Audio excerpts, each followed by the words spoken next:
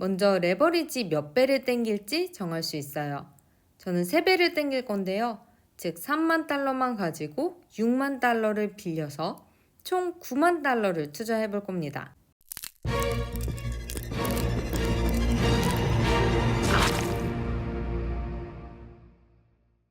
안녕하세요 여러분, 돈독이입니다. 오늘은 야수의 심장은 갖췄지만 시드가 부족하신 분들을 위해서 레버리지드 파밍에 대해서 소개드리겠습니다. 레버리지 투자? 내 돈도 아니고 돈을 빌려서 투자한다라고 하면 약간 겁이 나실 수 있는데요. 초보자를 위한 리스크 관리법까지 쉽게 설명드려 볼게요.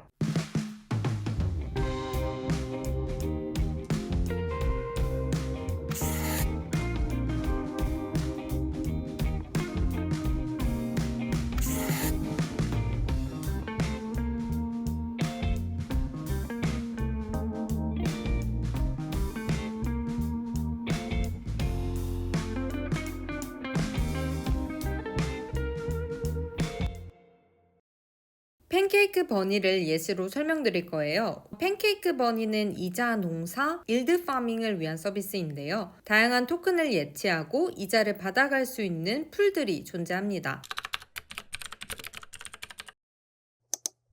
바로 사용법을 알아보기 전에 간단한 원리를 먼저 설명드려 볼게요. 우선 이 볼트가 무엇인지 이해해야 하는데요. 쉽게 설명하면 디파이에서 볼트는 돈을 불려주는 자산운용사 역할이에요. 실물자산 세계에서는 특정 회사나 사람에게 돈을 맡기지만 디파이에서 볼트는 프로그래밍 코드일 뿐입니다. 오픈소스로 공유되어 있는 자산운용의 자동화 서비스라고 이해하시면 되세요. 팬케이크 버니에서는 크게 3가지 볼트 유형이 있는데요. 오늘은 레버리지 볼트만 살펴볼 예정입니다. 버니는 현재 3종류의 레버리지 파밍 풀이 있는데요. 동작 원리는 동일합니다. 큐빗에서 빌린 돈으로 팬케이크 스왑에 예치해서 이자 수익을 얻는 거예요. 팬케이크 스왑은 탈중앙 거래소로 많이 소개드렸는데 아직 모르시는 분들은 여기 오른쪽 상단에 영상을 보고 오시는 것을 추천드려요. 큐빗은 탈중앙화된 대출 플랫폼이에요. 누군가는 예치한 토큰에 대한 예금 이자를 받고 누군가는 빌려간 토큰에 대한 대출 이자를 갚는 거죠. 그런데 이 2개 서비스를 각각 사용하면 가스비도 많이 들고 번거롭잖아요. 그래서 우리는 간단하고 경제적인 팬케이크 버니를 이용해 볼 겁니다. 버니의 레버리지 파밍은 어떤 토큰을 공급하냐에 따라 3가지 풀로 나뉘는데요. 토큰의 특성에 따라 레버리지 가능한 정도와 최대 부채 비율, 청산 기준 등이 달라집니다. 이 표가 매우 재미없게 생겼지만 오늘 내용 중 가장 중요한 부분이니 꼭 기억해 두십시오. 저는 이 3가지 풀 중에서 스테이블 코인을 공급하는 USDT, BUSD 풀에 참여할 건데요. 물론 연 이자율을 봤을 때 가장 재미없어 보이지만 레버리지에 따라오는 단어, 바로 청산 리스크는 가장 낮기 때문인데요. 청산은 크게 2가지 경우에서 발생합니다. 먼저 첫 번째, 내가 제공한 토큰, 담보자산의 가격이 떨어졌을 때. 두 번째, 내가 빌린 토큰의 대출이자가 너무 올라서 마이너스 수익이 지속될 때 청산이 될 수 있어요. USDT, BUSD는 스테이블 코인이니까 적어도 가격 변동성 이슈인 1번 경우는 피하실 수 있습니다. 자, 이제 본격 풀의 예치를 해볼 건데요. 팬케이크 버니에 메타마스크 지갑을 연결해 주시고 볼트 탭에 들어갈게요. USDT, BUSD 풀을 클릭해 주시고 먼저 첫 번째 단계 서플라이 토큰스 단계입니다. USDT, BUSD 둘 중 한 토큰만 공급하셔도 되고 LP 토큰을 공급하실 수도 있어요. 저는 지갑에 있던 USDT 3만 개를 공급해 볼게요. 다음으로는 버로우 토큰스 단계인데요. 먼저 레버리지 몇 배를 땡길지 정할 수 있어요.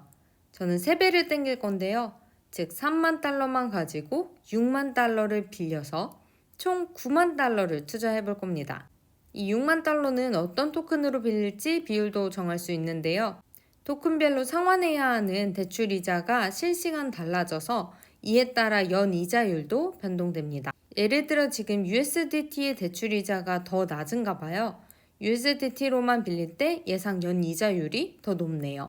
그치만 이 대출 이자는 실시간 바뀌는 부분이니 그냥 전 무난하게 50대 50으로 빌리도록 하겠습니다. 마지막 확인 단계에요. 내 포지션이 정리되어 있어요. USDT 3만 개를 제공하고 USDT와 BUSD 50대 50 비율의 약 6만 달러를 빌렸고요. 총 부채 비율은 약 66% 정도. 여기 정보, I 버튼 보시는 거 매우 중요한데요. 제 부채 비율이 80%가 넘어가면 청산이 된다고 합니다. 다음으로 예상 연이자율은 10%가 좀 넘고요. 이 수치는 계속 변동하는 수치라는 점 참고해 주세요. 그리고 여기 표시되는 APY는 수익금의 3% 퍼포먼스 피가 이미 고려되어 계산되었기 때문에 따로 신경 쓰실 건 없는데요. 다만 이 unstaking fee within 3 days 이 부분은 미리 알아두셔야 합니다. 보통 디파이 프로젝트들은 해커의 공격을 막기 위한 장치로 3일 이내 출금 시 0.5%의 수수료를 부과하고 있어요. 즉 테스트해본다고 예치하셨다가 바로 빼시면 가스비뿐만 아니라 원금의 0.5%가 날아갈 수 있으니 꼭 3일 후에 출금하시길 바랍니다. 자, 이제 위 내용 이해하셨다는 체크박스 표시하시고 컨펌을 눌러볼게요. 아마 처음 하시는 분들은 어프로브 버튼이 먼저 있을 거고 그 다음 컨펌 버튼이 나올 거예요. 자, 이제 대시보드에 가면 내 활성화된 포지션을 볼 수 있는데요. 만일 청산이 되면 이 오른쪽 탭으로 옮겨가는 것 같아요. 이 탭을 누를 일 없길 바라며 아래 내용을 살펴볼 건데요. 다른 건 직관적으로 이해되실 것 같은데 이 클레임과 엑싯의 차이만 알려드릴게요. 클레임은 수익금만 꺼내기, 엑시는 원금과 수익금 모두 꺼내서 풀 이용을 종료하는 건데요. 보통 이 클레임은 수익금을 꺼내서 다시 예치하는 복리 효과를 누리기 위해 사용되는데 버니의 레버리지 파밍은 오토 컴파운딩, 즉 자동 복리 기능을 가진 풀이라 따로 클레임하고 가스비를 들여서 직접 컴파운딩을 하실 필요는 없습니다. 네, 이렇게 빠르게 레버리지 파밍에 대해서 알아봤고요. 앞에 소개해드린 청산 리스크에서 청산이 될 것 같다고 알림이 따로 오지 않습니다, 여러분. 모니터링 잘 부탁드리고 부자 되시길 바랍니다. 감사합니다.